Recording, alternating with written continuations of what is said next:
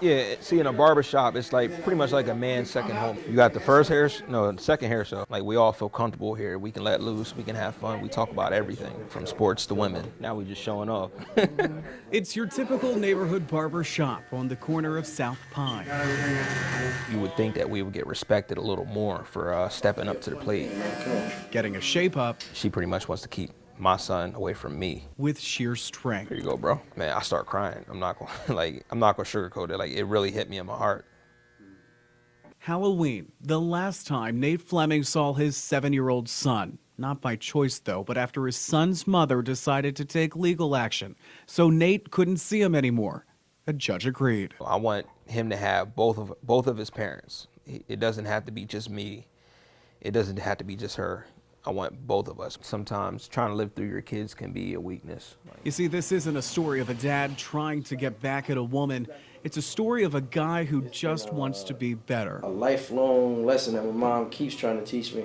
It's called the Daddy Project of York. I definitely commend everybody who's doing their job. Determined, ambitious dads who don't yield. And Nate will tell you, it hasn't been easy. I don't be in the streets. I kind of like felt like throwing in the towel at times, but once I thought about it and I talked to a few different people, I felt like that wasn't the best thing to do. Like my son really does need me, so I don't want him to be a statistic. Nate is trying to take a cut above the rest. You see, in his neighborhood, there's a belief that just because you're not involved in your kid's life means you're a deadbeat dad. And that's a thought he hopes will soon fade away.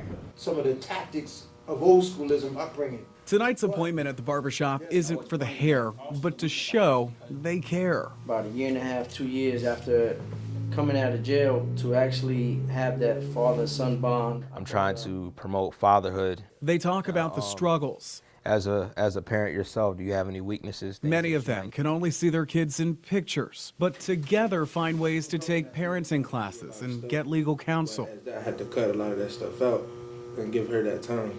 If they see the lows that I've been through and where I want to be, it might inspire them not to give up, whether it's a minor situation or not. I don't want them to give up. Anybody. Women too. The youngest in the group is 19. They call him Big D, and things are good for him. He sees his 5-month-old, but he comes here to stay motivated. I have positive people that's like surrounded around me and keep me on the right path. If I can have a conversation with you. They all have one thing in common. They just want to be dads again. I just want my son to know that I love him. I'm trying everything that I can, blood, sweat, and tears. I'm not going to give up, and I'm going to be reunited with him one day.